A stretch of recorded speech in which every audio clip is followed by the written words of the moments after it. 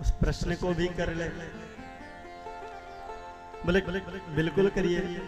बोले एक प्रश्न सबके मन में हो जाता है कि महाराज कथा कराने का तो बहुत मन है, लेकिन खर्चा कितना आएगा। सनकादिक ऋषि बोले बहुत अच्छा प्रश्न आपका। तभी सनकादिक ऋषि कहते हैं कि हे नारद जी, शास्त्रों में तो कहा गया है विवाहे यादृशं वित्तम तादृशं परिकल्पये। जितना हम और आप अपनी बेटी का विवाह करते हैं तो जितना धन खर्च होता है वैसे ही धन खर्च करना चाहिए। जैसे विवाह करने में हमारा मन लगता है वैसे कथा में मन भी लगाना चाहिए। जैसे विवाह में हम अपने भाई रिश्तेदार भाई बंधु लोगों को आमंत्रित करते हैं बुलाते हैं, वैसे ही कथा में हमें सबको बुलाना भी चाहिए।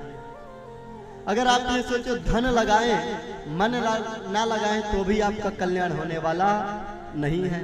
और यदि ये सोचो कि मन बस लगाएं और धन 1 रुपए ना लगे तो भी संभव नहीं है। क्यों? आज तो आप लोग देख ही लिए होंगे व्यवस्था करने में, है कि नहीं? तो टेंट है, साउंड है, फिर संगीत है, ब्राह्मण है, तो इन सब का तो खर्चा हो ही जाता है। इन सब का घर परिवार है, तो ये कहां से आएगा? तो ये आप ही सब तो करोगे। अब कोई सोचे कि नहीं भाई हम व्यवस्था ना करें, टेंट ना लगाएं, तो फिर कोई आएगा क्या? नहीं आएगा। फिर हमारी माताएं जो बैठे हैं ये कहेंगे कौन जाए, वहां तो कुछ व्यवस्था ही नहीं है। अरे वहां तो कूलर नहीं लगे हैं, गर्मी में क्या जाए, इससे अच्छा घर में पंखा चालू करो, कूलर चालू करो, पड़े रहो। तो ये भी व्यवस्था करना जरूरी है ताकि जो भी आए वो अच्छे से बैठ करके कथा श्रवण करे। जैसे आज बड़ी खुशी की बात है कि गाजियाबाद से लोग आए हैं कथा सुनने के लिए। हम सब के बीच में गाजियाबाद से भी लोग आए हैं कथा सुनने। एक बार उनके लिए जोरदार आप लोग तालियां बजा दीजिए।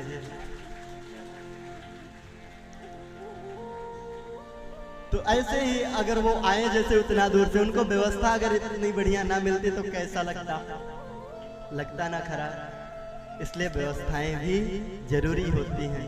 इसीलिए एक टीम बनाई जाती है, कमेटी बनाई जाती है कि किसी प्रकार की कोई व्यवस्था ना बिगड़ पाए, किसी को कोई असुविधा ना हो। अब एक व्यक्ति अगर वो करे तो बताओ वो किधर दौड़ेगा? एक व्यक्ति किधर दौड़ेगा? और एक व्यक्ति अगर अकेले कथा कराए तो जो आनंद आज आ रहा है, अभी आ रहा है, वो आनंद आपको उस समय नहीं आएगा। आएगा? नहीं आएगा। अभी आप सबको ये लगता है ये कथा हमारी है, हम करा रहे हैं, आप सबको लग रहा है क्योंकि ये कथा आप सबकी है। एक व्यक्ति कराएगा तो ये हो जाएगा अरे वो करा रहे हैं, चलो एक दिन व्यवहार को जाके आ जाओ, बस काम खत्म। ऐसे में आप सब सोचोगे नहीं हमारी जिम्मेदारी है। ये सनकादिक ऋषि ने बताया कि कथा में खर्च कितना आता है, कोई जिक्र नहीं किया गया है कि 1 लाख लगेगा कि 2 लाख लगेगा, 3 लाख लगेगा, 10 लाख 12 लाख 15 लाख 20 लाख, कोई जिक्र नहीं। विवाहे यादृशं वित्तम तादृशं परिकल्पये। अब विवाह हम सब कैसे करते हैं? सामर्थ्य अनुसार। भाई हमारा विवाह 15-20 लाख में भी हो जा रहा है, मुकेश अंबानी का तो 30 करोड़ में भी हो रहा है, वो भी कम पड़ सकता है कि नहीं? तो वो सामर्थ्य अनुसार होता है। आगे जो है तो कथा श्रवण की विधि बताई गई है। तो कहा गया है सबसे पहले पवित्र भूमि का आयोजन करना चाहिए। क्यों? भूमि का बहुत विशेष महत्व है। आप मंदिर में बैठ करके नाम जप करो, कितना आनंद आएगा।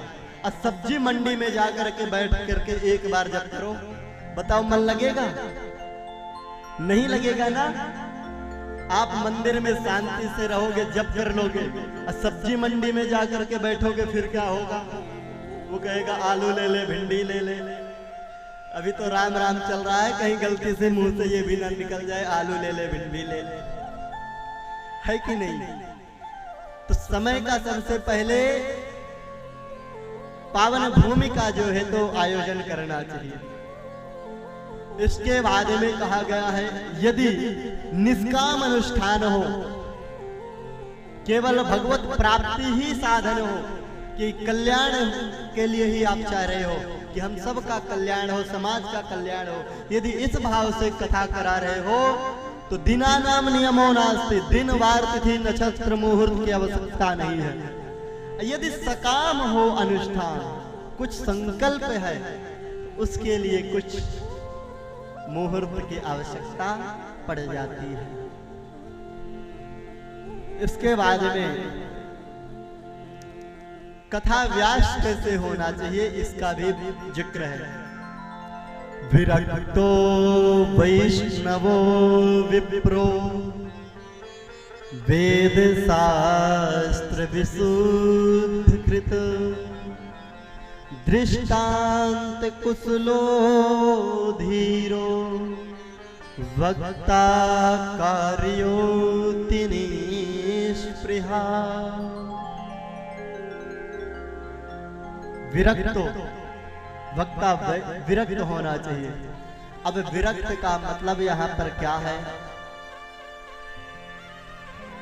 कि आंतरिक एवं बाहरी दृष्टि से, यहाँ पर जो शास्त्र का उद्देश्य है वह बाहरी दृष्टि से है। क्यों विरक्त होना चाहिए? भाई आप मंच में बैठ करके कथा करोगे, आपके सामने कोई ठीक नहीं है, कितनी पब्लिक आ सकती है, कौन किस वेशभूषा में आ सकता है, आप रोक भी नहीं सकते, मना भी नहीं कर सकते। तो आपके मन में विकार उत्पन्न नहीं होना चाहिए, इसलिए विरक्त इस प्रकार से होना चाहिए। दूसरा, वैष्णव संप्रदाय से दीक्षित होना चाहिए। ये नहीं कि कोई भी कथा करने लग रहे हैं आज के समय में, नहीं। विप्रो, फिर ब्राह्मण होना भी अति आवश्यक है। अब यहाँ पर ब्राह्मण होना क्यों आवश्यक है? यदि आप बाहरी दृष्टि से देखो तो बाहरी दृष्टि से अगर हम कहें तो आप लोग जो मानते हो उसको बोल रहे हैं, अन्यथा कोई नहीं लेगा। अगर कोई नीची कास्ट के लोग हैं, जैसे मान लीजिए चमार, अब वो व्यासपीठ पे बैठ करके कथा करे और आप अगर क्षत्रिय भी हो और आपको ये पता चल जाए ये कथा जो कह रहे हैं ये चमार है, आप उनका पैर छुओगे? नहीं छुओगे। कि छुओगे? ईमानदारी से बताइए, छुओगे कि नहीं छुओगे? आपको अगर पता चल जाए कि ये चमार है, नहीं छुओगे ना? तो बाहरी दृष्टि से तो ये हो जाएगा कि भाई हम ऊंचे लोग हैं, हम उनका पैर कैसे छू सकते हैं। और आंतरिक दृष्टि से अगर देखा जाए तो शास्त्र ही मना कर रहा है कि व्यासपीठ पे बैठने का अधिकारी कौन है। क्यों? शास्त्र जो है तो गलत नहीं है, पढ़ने और समझने वाला गलत हो सकता है। अन्य लोग जो है अपना परिचय अवश्य बता देते हैं कि हाँ वो कैसे लोग हैं, उससे व्यासपीठ खंडित होती है। व्यासपीठ जो है सनातन धर्म की सबसे ऊंची पीठ है, और लोग इसको क्या कर रहे हैं, भीख का कटोरा थमा दे रहे हैं। इसलिए ब्राह्मण होना अति आवश्यक है। दूसरी बात, ब्राह्मण जो है तो किसी भी श्लोक का शुद्ध उच्चारण कर सकता है। अशुद्ध उच्चारण करेंगे तो हमें दोष लगेगा, और जब हम अशुद्ध बोलेंगे तो फिर आप भी अशुद्ध ही सुनोगे, और जब अशुद्ध चीजें सुनोगे तो आपका कल्याण कैसे होगा? यानी अनेक विचार हैं यहाँ पर, एक दो विचार यहाँ पर नहीं है। दृष्टांत कुशलो धीरो। आगे उसके पहले कहा गया है वेद शास्त्र विशुद्ध कृता, वेद का अध्ययन करने वाला, जो वेद को पढ़ा हुआ हो, शास्त्रों का अध्ययन किया हो। क्यों? दृष्टांत कुशलो धीरो, ताकि देने में कुशल हो, ताकि जो पढ़ा लिखा हो वो भी समझ जाए, जो ना पढ़ा लिखा हो वो भी समझ जाए। इस प्रकार से वो कई प्रकार से दृष्टांत दे करके समझा सके। इस प्रकार से वक्ता कार्योतने स्पृहा, वक्ता इस प्रकार से होना चाहिए। अनेक धर्म विभ्रांता, जिसका अनेक धर्मों में मन विचलित ना हो, अनेक धर्मों में मन भ्रमण नहीं करना चाहिए। एक ही धर्म, सनातन धर्म, लक्ष्य एक ही होना चाहिए। और यदि ये जो है तो 10 लक्षण बताए गए हैं। वक्ता धीर हो, निस्पृही हो, लोभी लालची ना हो, और कहा गया है कि पाखंडी ना हो, उच्चारण करने में सामर्थ्यवान हो। यदि इन 10 लक्षणों में से यदि वक्ता के अंदर एक भी लक्षण कम है, वह व्यासपीठ पे बैठने का अधिकारी नहीं है।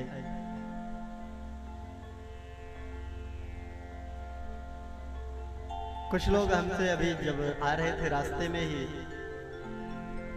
वो निषाद थे, उन्होंने कहा महाराज आप लोग भेदभाव भी करते होंगे। हम बोले नहीं, मैं तो नहीं करता हूँ। बोले आप हमारे यहाँ कैसा कर दोगे? हम बोले बिल्कुल कर दूंगा, आप कराओ तो मैं करने के लिए बैठा हूँ। तो बोले महाराज आप तो ऐसा करें, लेकिन कुछ लोग तो भेदभाव करते हैं। हम बोले जो वेद पढ़े और भेद करे, मन में नहीं निर्मलता जाए। I have 2 years of experience. Yes. Hello, sir. Good. What? Yes. जो वेद पढ़े और भेद करे, मन में नहीं निर्मलता जाए। और हमारा शास्त्र भी अभी देखिए इसमें बताया कि जो पाखंडी ना हो, यहाँ भाई हम इसके यहाँ नहीं खाएंगे, हम ऐसा नहीं करेंगे, वैसा नहीं करेंगे। तो हमारा शास्त्र कहता है कि जो वेद और शास्त्र को पढ़ लेता है वह विद्वान हो जाता है, उसके अंदर विद्या आ जाती है। और जो व्यक्ति बुद्धिमान होता है, जिसके अंदर विद्या होती है, वह विनम्र होता है। इस प्रकार से भागवत जी के 10 लक्षण बताए गए हैं। सनकादिक ऋषि तदनंतर संपूर्ण श्रीमद् भागवत जी को नारद जी को श्रवण कराई। नारद जी जो है धन्यवाद के और अंत में सब नाम संकीर्तन करते हैं। प्रहलाद जी फुर्तीले होने के कारण करताल बजा रहे हैं, उद्धव जी झांझ बजा रहे हैं, नारद जी वीणा बजा रहे हैं, अर्जुन राग आलाप रहे हैं, देवराज इंद्र मृदंग बजा रहे हैं और सनकादिक ऋषि जय जयकार कर रहे हैं। देखिए, और सुखदेव जी महाराज श्लोकों का गायन कर रहे हैं। संगीत के 3 आयाम हैं, गायन, वादन और नृत्य। ये संगीत के 3 आयाम हैं। तो गायन वादन तो हो रहा है, नृत्य कौन करे? संगीत के 3 आयाम है, गायन वादन तो हो रहा है, नृत्य कौन करे? तो भक्ति महारानी अपने दोनों पुत्रों के साथ में प्रकट होकर के अपने पुत्रों के साथ नृत्य करने लगे। साक्षात भगवान श्री हरि प्रकट होकर के इस अलौकिक संकीर्तन का आनंद ले रहे हैं। बोले भक्तवत्सल भगवान की जय। आइए एक सुंदर सा हम लोग भजन श्रवण करते हैं, तत्पश्चात कथा में आगे प्रवेश करेंगे। हो क्या